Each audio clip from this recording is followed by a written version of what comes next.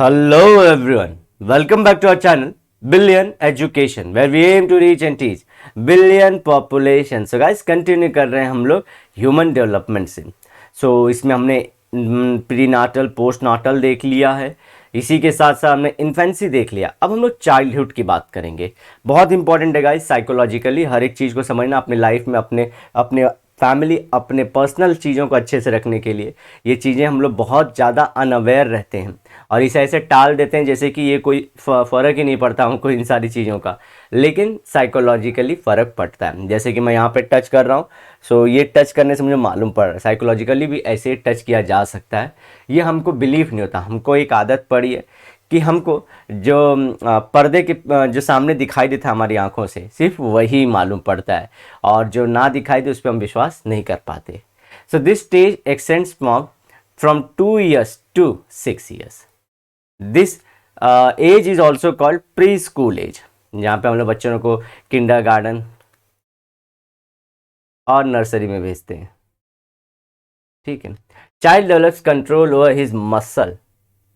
जी हाँ, movement strong हो जाएंगे. Child becomes physically independent. ये सब सारी चीज़ें आपको लिखनी है, देखिए ध्यान रखिए.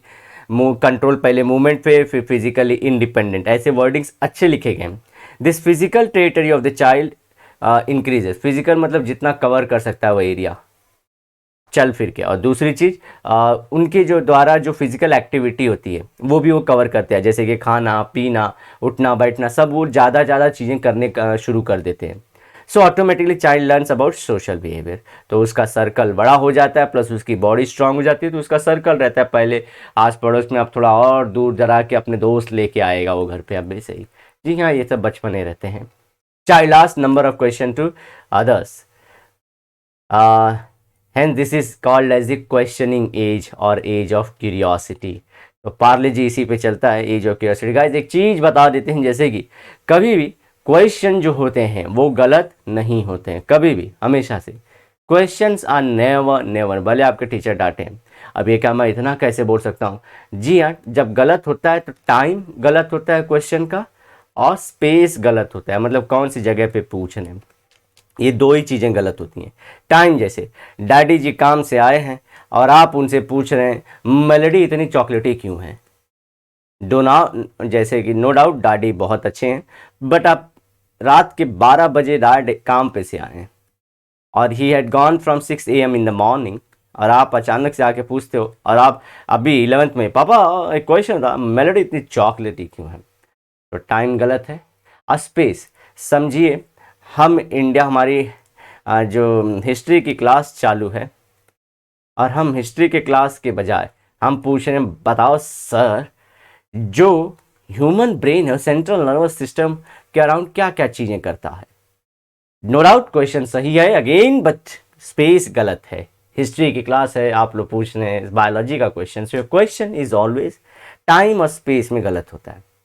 हाँ, टाइम और स्पेस सही है, जैसे हिस्ट्री की ही क्लास है, हिस्ट्री का ही लेक्चर है और टीचर का जिनसे क्वेश्चन पूछ रहे हो, और जैसे कि समझो वो पढ़ा रहे हैं आप लोग को कि प्रोटो हिस्ट्री हड़प्पन सिविलाइजेशन के बारे में, तो आप लोग को हड़प्पन सिविलाइजेशन में क्वेश्चन पूछने के लिए अलाउड रहना चाहिए. जी हाँ, आप टीचर्स भी देखना आप लोग की, जैसे कि ये नहीं कि परेशान करने के लिए सिलेबस बाकी आप लोग का बोर्ड नज़दीक आ रहा है तभी पूछिए. चेंज करिए. समझ गए कि नहीं? समझा दिया मैंने क्वेश्चन आप लोग, इसलिए आप लोग कभी कभी डांट सुन जाते हो, लेकिन हाँ बहुत सारे लोग रहते हैं जो आंसर नहीं देते. बच्चों की क्यूरियोसिटी को मारना नहीं चाहिए. जो इलॉजिकल चीज़ें हों, उन्हें आंसर लॉजिकल तरीके से देना चाहिए.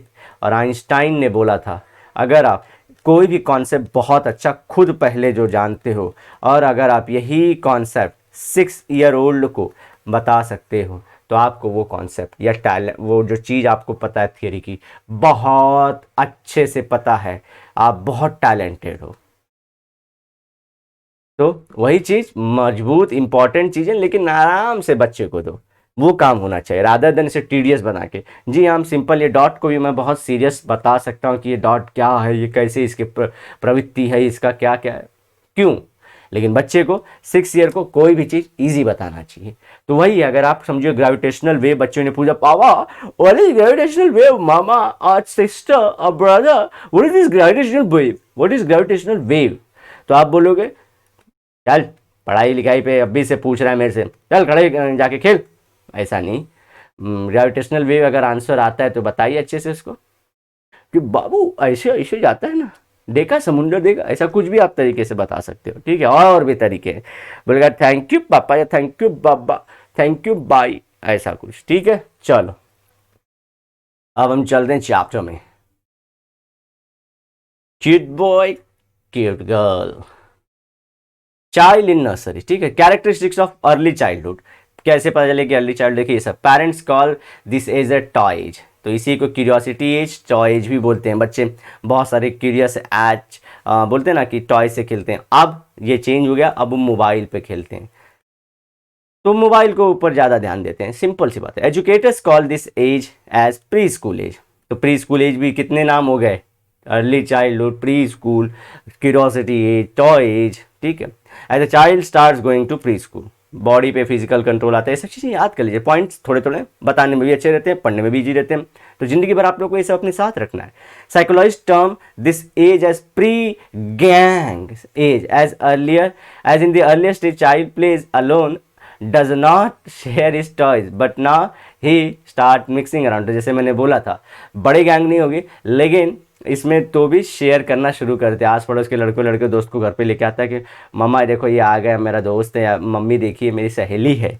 दे एक्सपीरियंस स्ट्रेंजर्स एंग्जाइटी और सेपरेशन एंग्जाइटी। अब स्ट्रेंजर एंग्जाइटी क्या होता है, ये मतलब नए लोगों से मिलना, अब पहली बार घर के बाहर किसी को देखा रहेगा अपने बच्चे, जो अचानक से किसी को मिलते तो ऐसे रोक रुक के देखते हैं कौन है, तो वो वाला, ठीक है। और सेपरेशन एंग्जाइटी मतलब अगर माँ बाप से थोड़े दूर चले गए तो मम्मी पापा करके रोने लगते हैं। अब late childhood, this stage ranges from this 6 to 11 years age. According to psychology this age is also called as a gang age, वो प्री गैंग एज था। During this stage boys and girls make up their separate gangs, ठीक है। Boys boys में जाएंगे, girls girls में जाते हैं, generally होता है, लेकिन मतलब आप बॉयज भी गर्ल्स में जा सकते हैं, गर्ल्स भी बॉयज में, लेकिन देखे रहेंगे आप लोग सेपरेट हो जाता है, क्योंकि स्पोर्ट्स करिकुलर एक्टिविटी ये ऐसे ही सेटअप हो जाती हैं। The fundamental skills of reading writing and calculation develops at this, मतलब क्या गाइस, स्कूल का दिक्कत आ जाता है, ठीक है। यहाँ पे हमारे सर दर्द देते हैं teachers. According to educationalist this age is of skill development, देखिए आप लोगों को सोचता है कि आप लोग 11th में, अभी तक आप लोग को स्किल डेवलपमेंट नहीं है, ऐसा कुछ नहीं हो रहा है, लेकिन ये बोल रहे हैं कि वही स्किल डेवलपमेंट है 11th तक का, आप 5th स्टैंडर्ड में रहोगे तब तक आपको स्किल डेवलप कर लेनी थी। During this stage speed of development is slow, development की क्यों स्लो होती है, मतलब जैसे कि आप इसमें बड़ा एज है ना, 6 मतलब नियरली 6 साल से 5 साल ले रहे हो, तो इतनी ज़्यादा ग्रोथ नहीं होती, क्योंकि कुछ चीज़ें परमानेंट बेसिस पे डेवलप होना शुरू करती हैं, इसलिए स्लो है।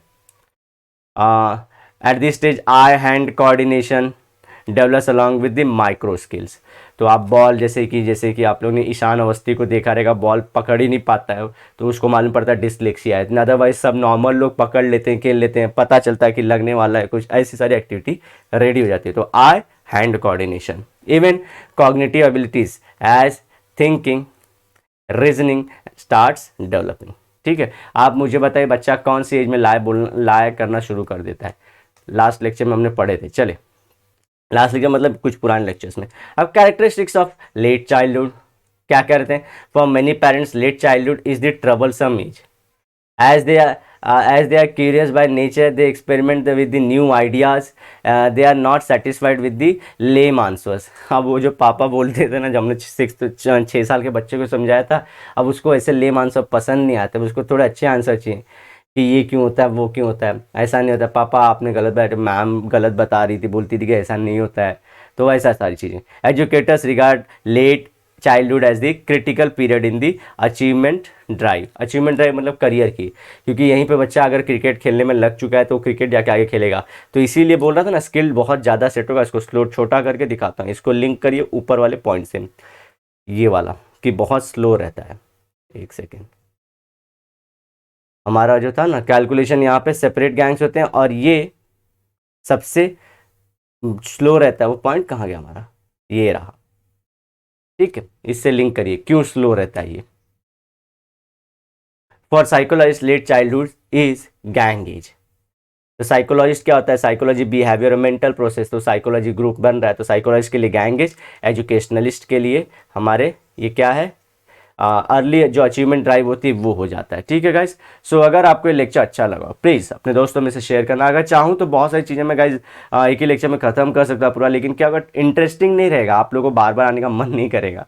इसलिए चीज़ों को अच्छे से बताने के लिए और थोड़ा कंटेंट को बोलते हैं सेटिस्फाई भी आप हो पाएँ और थोड़ा सा इंटरेस्टिंग भी रहे, चीज़ें याद भी रहे दिमाग में, और इससे क्या रहेगा, शॉर्ट टर्म मेमोरी आपकी क्रिएट होती रहेगा, बाद में एग्जाम में आप लिख पाओगे कि अच्छा वो लेक्चर में वो बात हुई थी। ठीक है, पॉइंट्स याद करना शुरू कर दीजिए सो दैट कि डिबेट हो, जब कहीं आपको कुछ पूछें लोग तो आप बता पाओ कि क्या कैरेक्टरिस्टिक्स क्या होते हैं, कि किसको बोलेंगे 6 to 11, तो आप बता पाने चाहिए कि इसमें डेवलपमेंट स्लो होती है, क्योंकि ना स्किल के लेवल डीप होते हैं और इसी से अचीवमेंट ड्राइव होने वाली थी बच्चे की।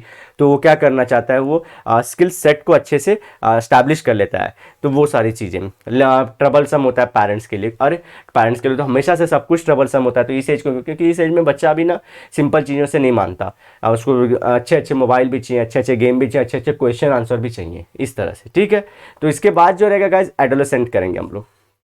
ठीक है ना, मैंने बताया था मोबाइल बच्चा कब ले लेता है, टॉयज़ के पे 6 वाले एज में, चाइल्ड अर्ली चाइल्ड। देखिए इंटरनेट एडिक्शन अगला पॉइंट है। तो ये सब गलती पेरेंटिंग की होती है और सोसाइटी की होती है।